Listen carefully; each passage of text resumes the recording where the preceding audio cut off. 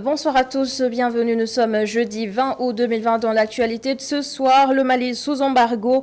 La CEDEAO exige la libération immédiate de Ibrahim Boubacar Keïta et son rétablissement dans ses fonctions. Les dirigeants de la communauté économique des États de l'Afrique de l'Ouest étaient en sommet extraordinaire sur le Mali. La réaction de Macky Sall sur Twitter, le président sénégalais invite la CEDEAO à réapprécier ses sanctions. L'actualité au Sénégal, les employés de Médis Sénégal dans l'impasse. En mars dernier, l'État a annoncé la relance de la société dans le cadre de la lutte contre le coronavirus. Mais depuis lors, rien n'a été concrétisé. Les agents réclament également 7 mois d'arriérés de salaire. Également dans ce journal, l'inquiétude des Sénégalais depuis qu'ils ont appris que 3000 tonnes de nitrate d'ammonium sont stockées au port autonome de Dakar. Ils ne veulent pas de ce produit chimique dangereux responsable de la double explosion à Beyrouth. Des réactions à suivre dans quelques instants.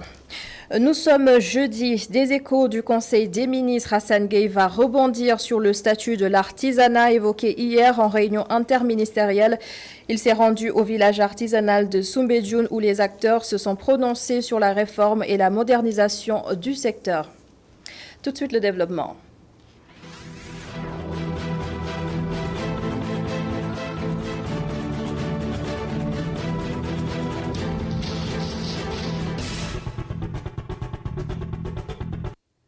Climat toujours incertain au Mali, la CEDEAO demande le rétablissement d'Ibrahim Boubacar Keïta dans ses fonctions.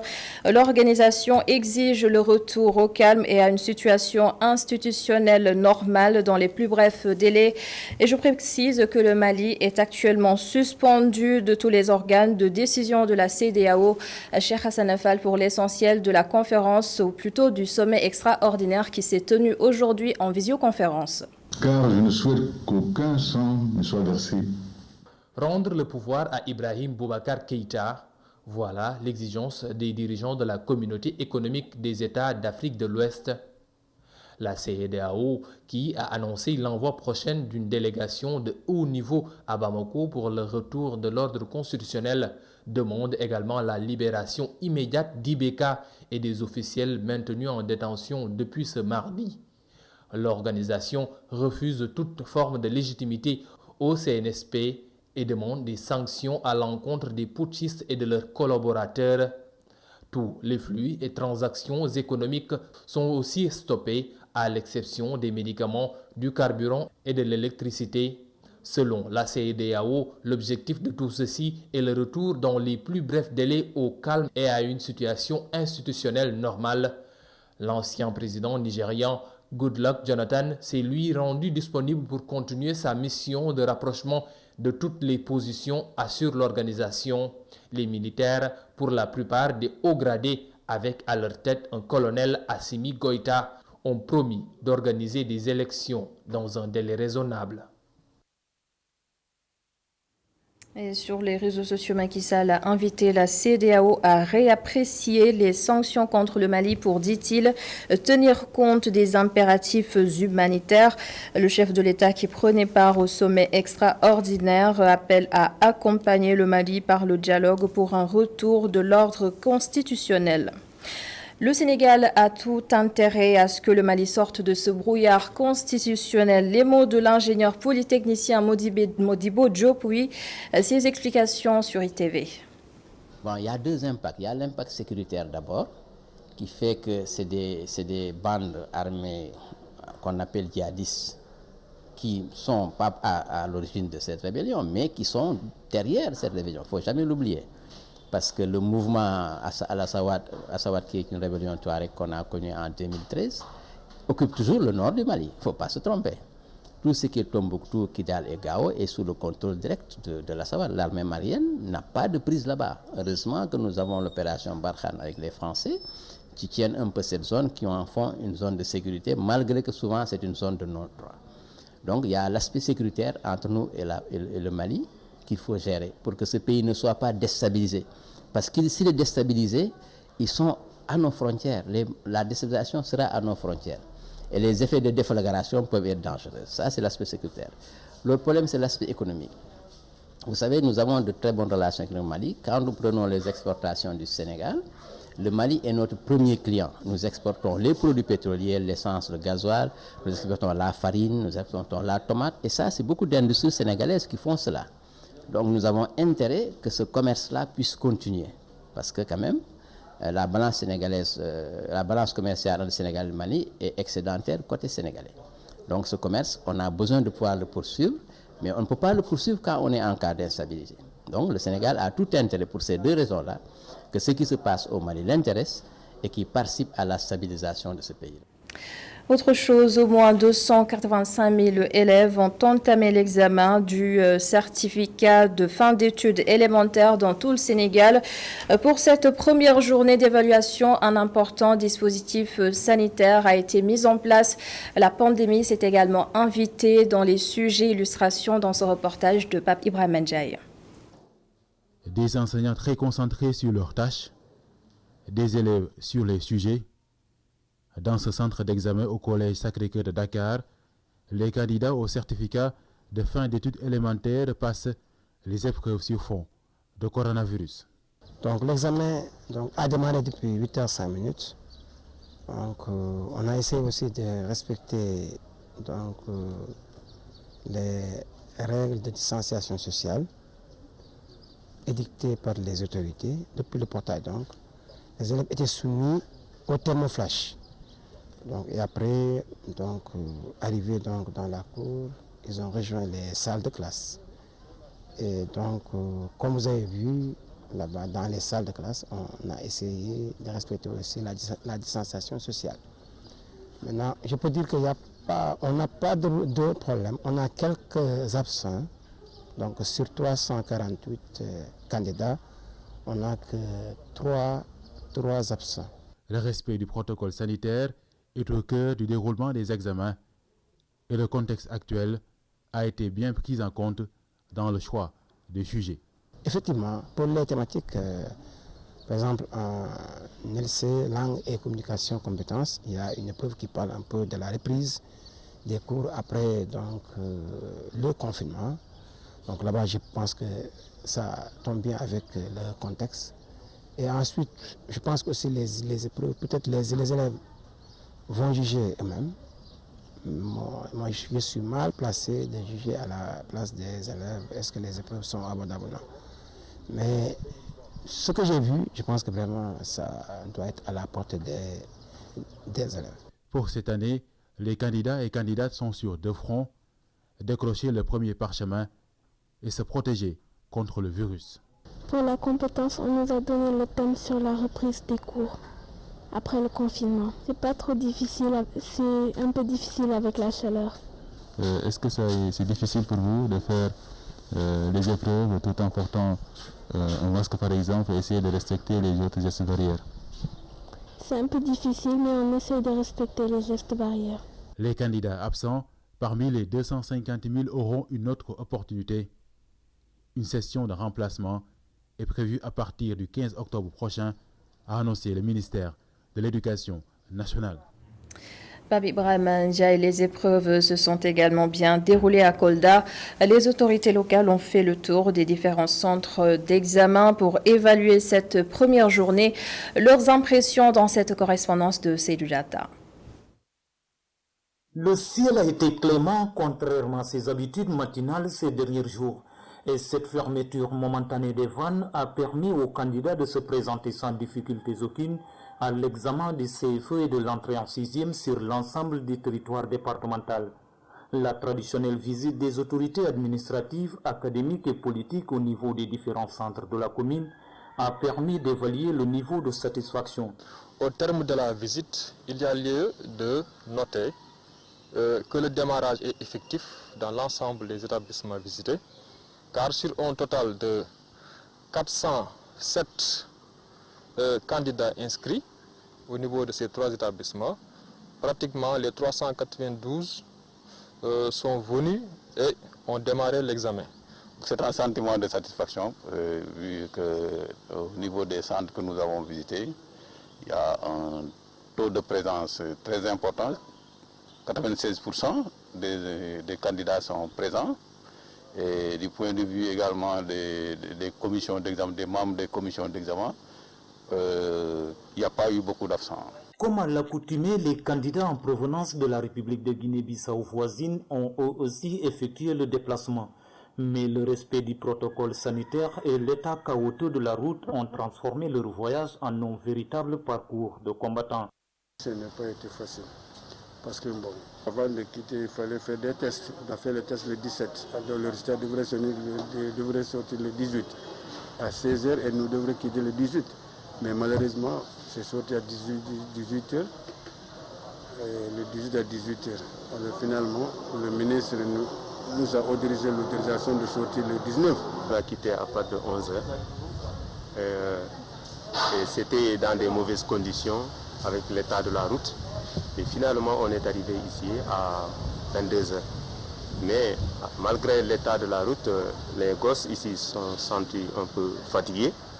Mais ils se sont présentés en masse. Malgré tout, ça reste tout de même un ouf de soulagement pour l'État du Sénégal, mais surtout pour l'Académie, car l'année notamment pour le cycle primaire est déjà sauvée. Et dans l'enseignement supérieur, tous les étudiants inscrits sur la plateforme Campusen ont été orientés. Une information confirmée par le conseiller technique du ministère de l'Enseignement supérieur, Moustapha Sall, qui répond à El Hadj Malick Cissé. Jusqu'en janvier, tous les bacheliers qui en ont fait la demande à partir de Campusen et qui ont validé ont été tous orientés. Le communiqué précisait que toutefois, s'il existe des bacheliers qui ont eu à avoir leur INE de Campusen et qui ont eu à valider leur inscription sur la plateforme et qui n'ont pas été orientés, qu'ils se rapprochent de la DGS. À l'heure actuelle, aujourd'hui, nous avons fait le point avec le directeur général de l'enseignement supérieur. Depuis cette annonce qu'on a mis dans tous les journaux, même dans les radios, il n'y a eu que 7 bacheliers qui sont présentés auprès des services de la DGS. Et parmi ces 7, il y a 3 qui n'ont pas validé leur inscription. Ça veut dire qu'ils n'ont pas poursuivi la demande d'inscription. Les 4 autres ne sont même pas inscrits dans la plateforme. Donc, on tient à préciser qu'au niveau des orientations, il y a une commission, il y a des textes qui régissent la plateforme. Tout bachelier est tenu de faire des choix, d'entrer dans la plateforme, d'avoir devant lui un INE. Et à l'heure actuelle, tous les étudiants qui sont, en fait, les bacheliers, qui sont en train de manifester, mais s'ils ont les preuves qu'ils ont fait une demande et qu'ils n'ont pas été orientés, mais qu'ils se rapprochent des services de la DGS.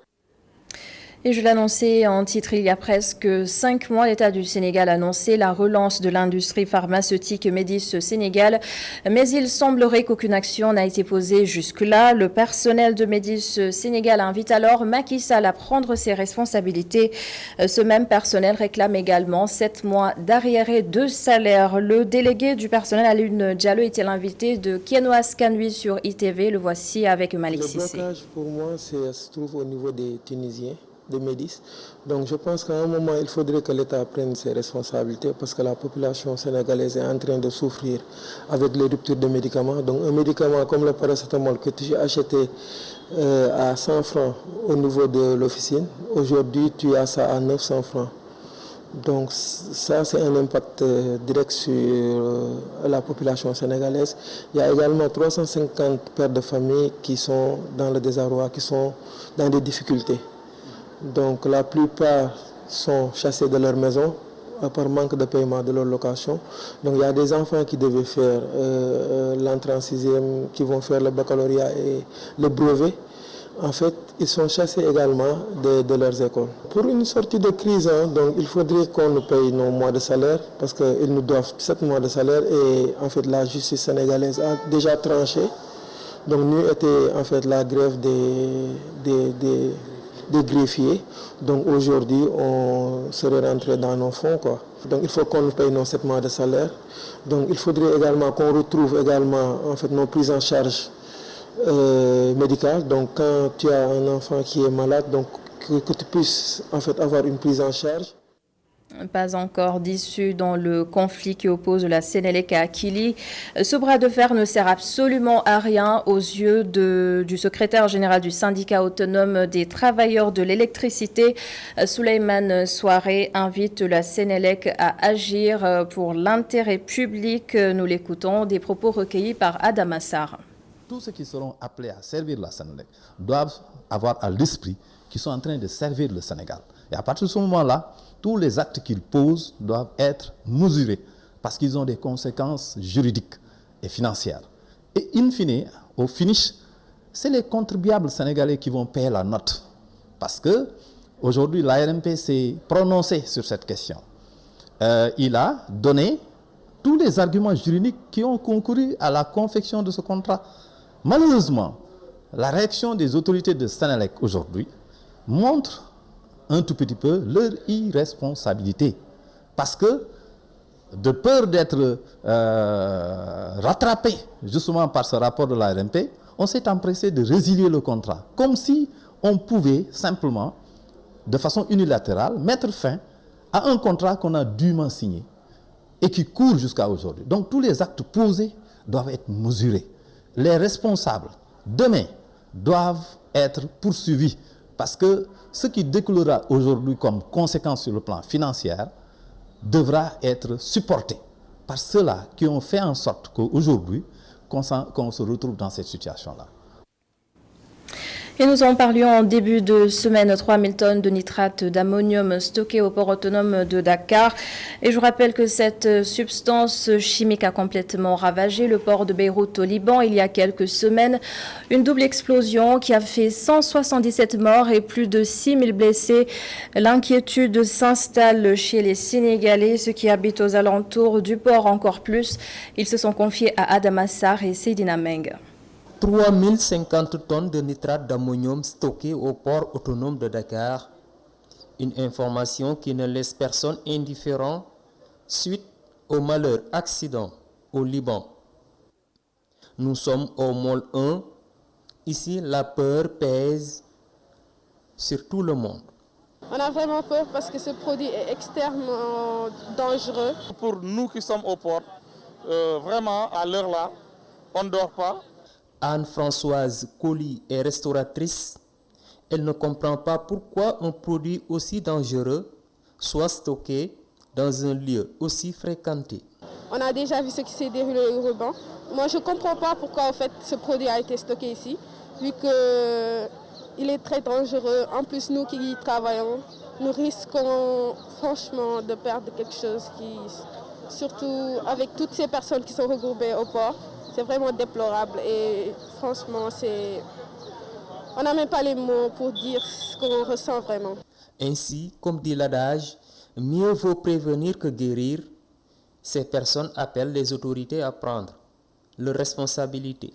Qu'ils essaient de trouver une solution le plus vite que possible, qu'on le fasse sortir du port pour l'amener ailleurs, loin de Dakar, loin du port en plus. C'est ce que nous voulons. On le demande à toutes les autorités compétentes de le faire. Vraiment, on a peur.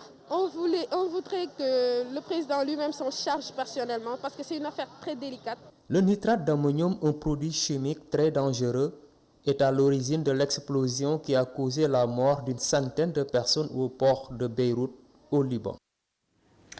Merci Adam Assar. Et nous parlons de tout à fait autre chose. Plus de 5000 enfants ont été retirés de la rue et les 3500 renvoyés auprès de leurs familles. L'annonce a été faite par le secrétaire général du ministère de la Femme, de la Famille et de la Protection des Enfants. Mamdor Diouf a toutefois constaté que le phénomène reprend à Dakar, mais des mesures seront prises selon lui. Le voici. Les opérations se poursuivent dans le cadre du projet de protection d'urgence des enfants contre le Covid-19 avec l'objectif 0 enfant dans la rue. Aujourd'hui, plus de 5098 enfants ont été retirés de la rue et au moins 3500 ont été retournés en famille. Et les opérations se poursuivent et doivent être davantage renforcées au niveau de Dakar surtout parce que nous revoyons les enfants commencent à ressortir. Et donc nous lançons un appel à toutes les familles pour assurer davantage aujourd'hui plus que jamais la protection des enfants parce que la pandémie Covid-19 est encore là avec ses conséquences désastreuses sur la vie mais également sur le développement de notre pays. Nous lançons un appel également aux autorités scolaires, administratives et aux responsables des daara pour continuer à protéger les enfants dans les familles. Bien évidemment, le président de la République a lancé son appel et l'a réitéré. Et Madame le ministre, avec tous ses collègues en charge de l'intérieur, de la justice, des affaires étrangères, de l'éducation, de la santé, de l'intérieur, bref, tous les ministères concernés se sont impliqués dans le processus. Aujourd'hui, il revient aux autorités administratives, sous l'égide des gouverneurs, mais sous la direction des préfets qui président les comités départementaux de protection de l'enfant, de continuer à dérouler les opérations conformément aux instructions de Madame le ministre de la République pour retirer tous les enfants de la rue et assurer leur protection. Mame Ndor Diouf, secrétaire générale du ministère de la Femme, de la Famille et de la Protection des Enfants, s'exprimait à l'occasion du lancement d'un projet qui vise justement à promouvoir la protection des enfants. Les départements de Pikine, Guédiawaye et Rufisque ont été choisis pour abriter ce programme. Mamadou Lamine Fati a assisté au lancement. La situation des enfants dans la périphérie de Dakar inquiète les organisations de défense des droits de cette couche vulnérable. Elles souhaitent faire la promotion de la protection des enfants, tout en tenant compte de l'équité de genre. Améliorer la protection de l'enfant dans les périphéries de Dakar, surtout dans 10 collectivités territoriales, dont 7 du département de Pikine, 2 du département de Rufisque et 1 du département de Guédiawaye. À l'issue de ce projet, le résultat attendu, c'est que la protection de l'enfant soit améliorée d'abord dans les collectivités territoriales ciblées et que aussi les acteurs de la protection de l'enfant, tels que les chefs de service déconcentrés de l'État, les autorités territoriales, les leaders et acteurs communautaires puissent épouser les connaissances en matière de protection de l'enfant et les appliquer sur le terrain. Selon l'adjoint du sous-préfet de Guédiawaye, pour promouvoir la protection des enfants, il faut une synergie des forces de tous les acteurs. Il faut une mutualisation des forces. Nous l'avons dit, il faut un accompagnement des autorités administratives, il faut un accompagnement des collectivités territoriales, il faut la présence des Badjanougor, il faut la présence des parents d'élèves, il faut la présence des enseignants. Donc c'est un projet qui vraiment invite tout le monde à montrer que qui parle d'enfants parle d'une synergie des forces. Seule une dynamique communautaire peut favoriser l'équité et l'égalité de genre pour la protection des enfants. C'est l'avis du secrétaire général du ministère de la Femme, de la Famille, de la Protection de l'Enfant et du Genre. C'est un projet multisectoriel et multi-acteurs qui va apporter des réponses concrètes à la prise en charge de la vulnérabilité des enfants dans la banlieue de Dakar. Et donc nous encourageons tous les acteurs, au-delà de ce lancement, à s'impliquer pleinement dans la réalisation des objectifs du projet. Un projet de protection pour une durée de 2 ans qui implique l'ensemble des acteurs tout en tenant compte de l'équité de genre. C'est une initiative de l'ONG Eden qui s'engage pour créer une dynamique communautaire autour de la protection des enfants dans la périphérie de Dakar. Le reste de l'actualité consacrée aux chiffres du coronavirus. Ce jeudi, 3 décès, 113 nouvelles contaminations, dont 59 issues de la transmission communautaire. Le point du jour avec Dr Mamadou Ndiaye, directeur de la prévention. Sur 1519 tests réalisés, 113 sont revenus positifs, soit un taux de positivité de 7,44%. Les cas positifs se répartissent comme suit.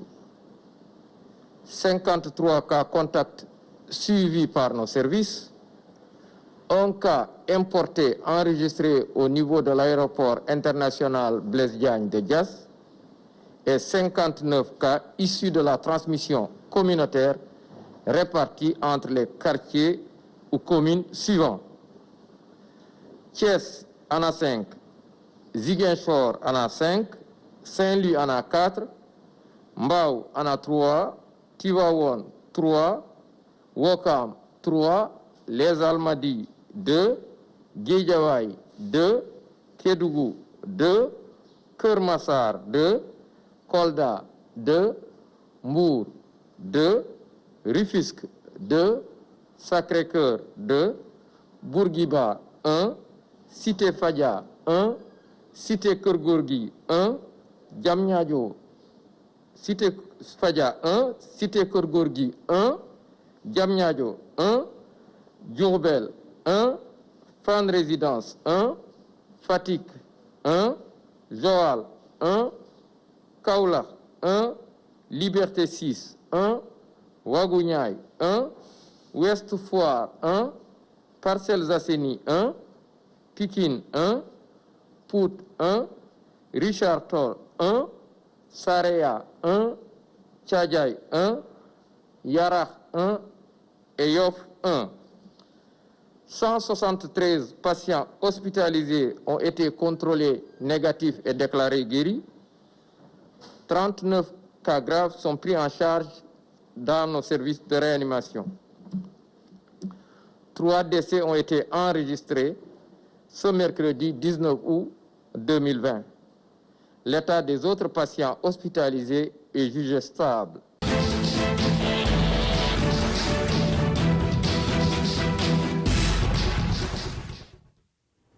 Hier, en Conseil des ministres, Macky Sall a demandé le renforcement des initiatives et soutien à l'artisanat.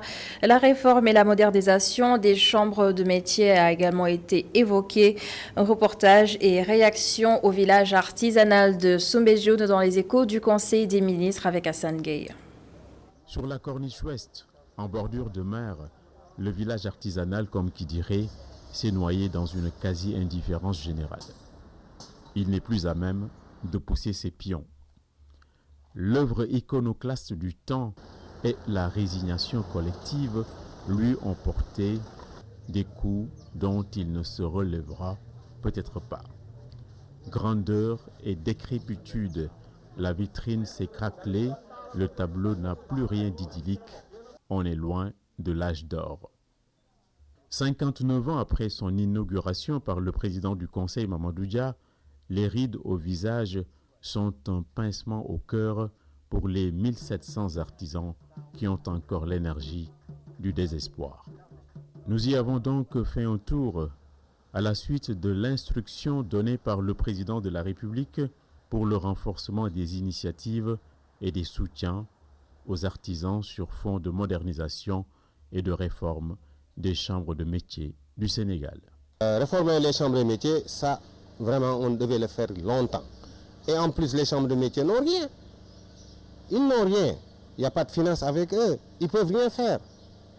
Parce qu'il y a beaucoup de choses qu'on devait donner les chambres de métiers pour qu'ils travaillent avec les artisans. Ils ne l'ont pas fait. Tout se passe par les directeurs. Par exemple, le président de la chambre de métiers que je connais qui est ici, il n'a rien. Il fait parfois des choses qu'il fait lui-même à son propre argent. S'il n'a pas de finances, il ne peut rien faire. Le village artisanal de Dakar est constitué de 350 boutiques. Malgré la pudeur, ça souffre beaucoup et c'est largement extériorisé.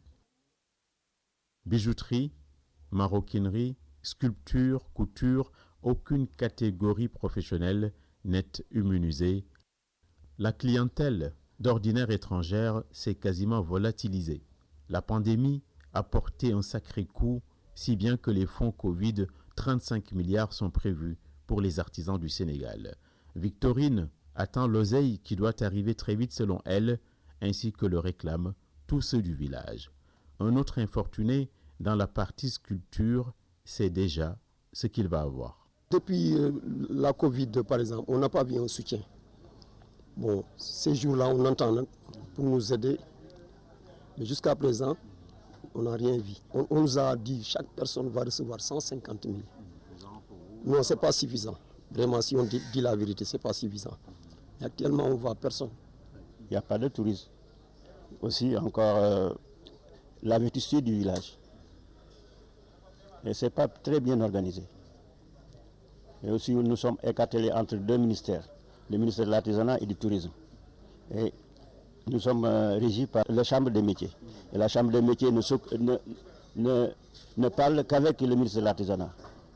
Ah ouais. Et pas le tourisme. Et nous 90% de nos activités, c'est vers le tourisme. Dans ce village, on y trouve le meilleur de l'artisanat et les meilleurs artisans qui font tout à la main. Malgré ses atouts, le fleuron est une fleur qui se fane. Les sourires sont devenus rares sur les visages. C'est le règne de l'ennui, du désœuvrement et de l'impécuniosité. Nous sommes en 2020 et ils ont la mer à boire et une amertume sans fin.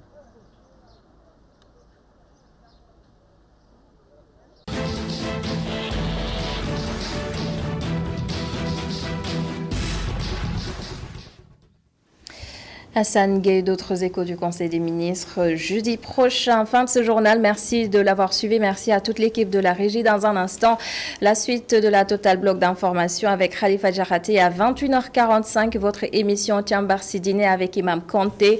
Demain et le reste du week-end, vous serez en compagnie de Osama Monique Sagna pour le 19h45. Excellente soirée sur ITV.